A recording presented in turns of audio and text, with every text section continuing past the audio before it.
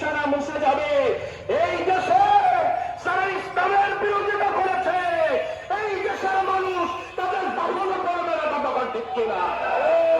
আল্লাহর কাছে সাহায্য চাই। এই সেই পিস কোড, সেই পিস কোড রাশি আল্লাহ